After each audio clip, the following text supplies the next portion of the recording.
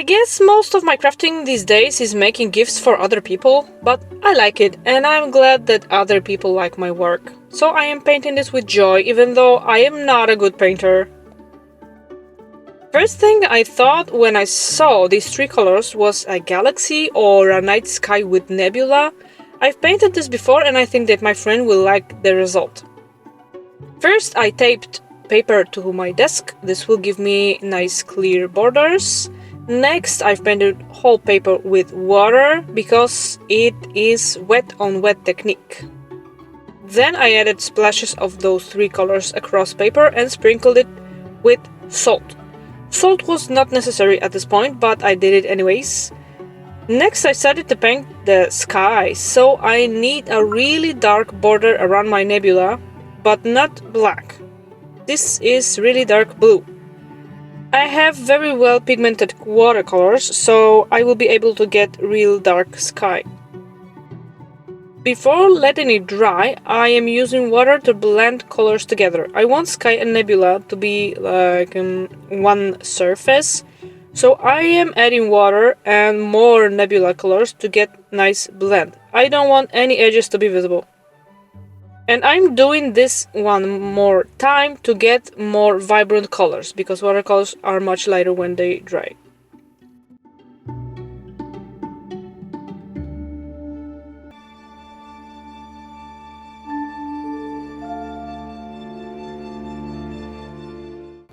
To get more smooth surface after drying without brush marks, I am tapping the paint with a big round brush.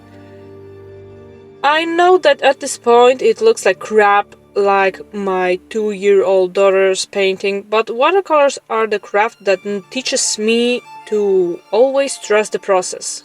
Paintings often look like they should be thrown away halfway through, but you have to keep painting because the details make the biggest difference.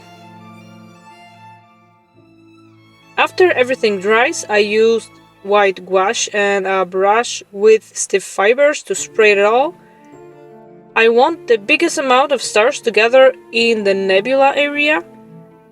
Then I made 3 fallen stars using a ruler. And I added white cross to some of the stars because I want them to look more shiny.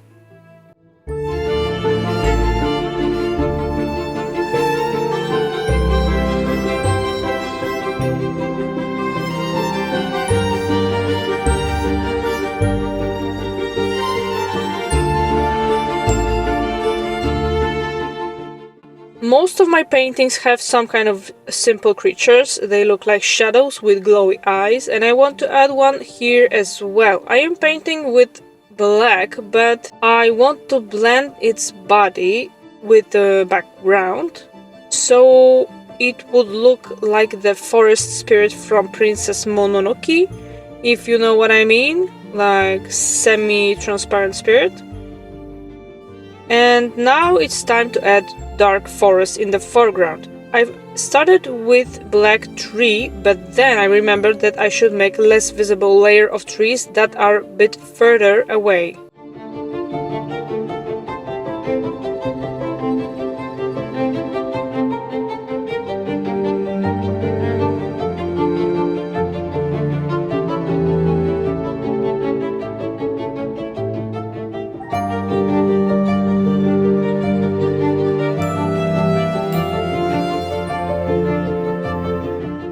Now I am making the layer of super black trees that are close to the observer.